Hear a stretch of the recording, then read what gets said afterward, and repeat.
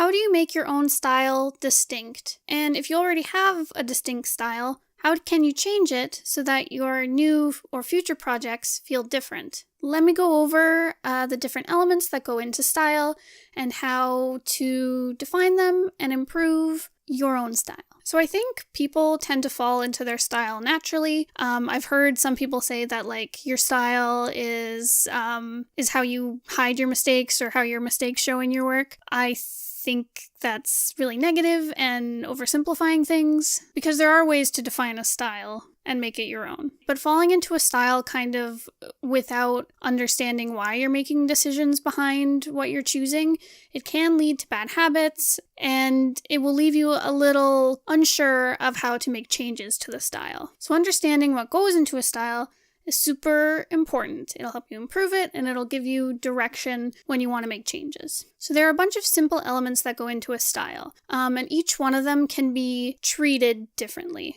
Like, they're all kind of on a spectrum of qualities, I guess. And by qualities, I don't mean, like, how good they are. I mean, like, they're defining characteristics. Like, they're on a spectrum of how they can look. Right, so some of the elements that go into style are how you treat your lines, your shapes, your colors, textures. I'm sure there's more that goes into it, but I'll stick with those simple ones. So for lines, you can have a textured line or a smooth line. You can have one where the weight of the line changes all over the place.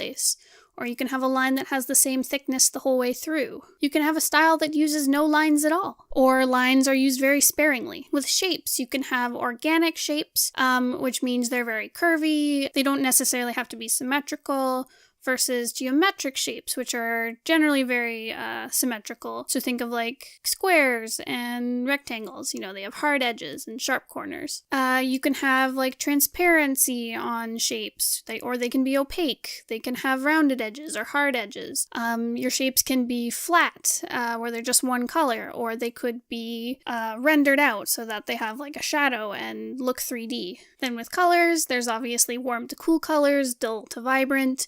Your style could be grayscale or monochrome. And then there's textures, where you can add textures to colors, your shapes, and your lines. So they can be textured, or they can be totally smooth, or they can have gradients. And there's a whole bunch of variation on the spectrum of these things that you can have. Because you can have a textured line that's like super textured, where you can see like, you know, it looks like you put it down in chalk or something on the sidewalk. Or you can have it a little bit textured where it looks like, you know, a pen line or a brush line. So it doesn't have to be like one or the other. It can be somewhere on that spectrum in the middle. All right, so you have your elements.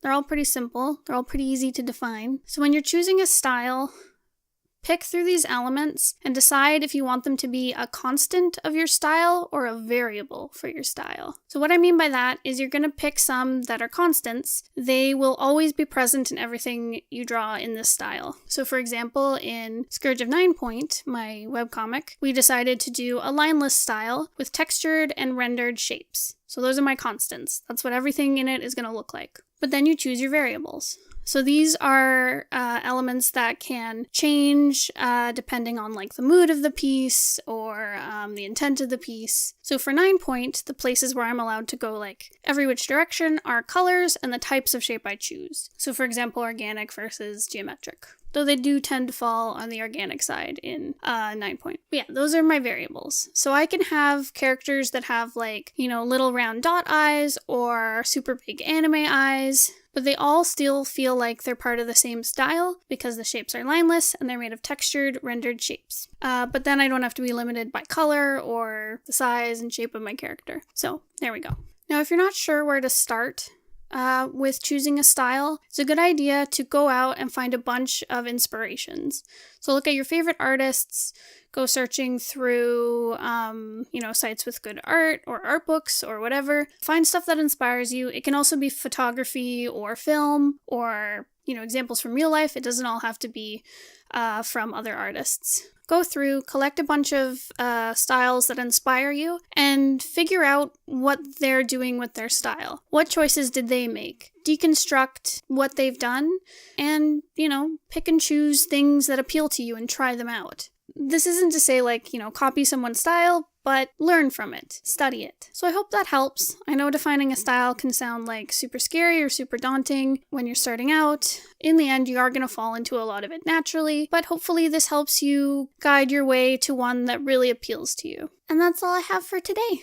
Thank you so much for listening. If you have any questions, or if you'd like to request a video topic, please leave a comment down below, and I will see you guys next time. Goodbye!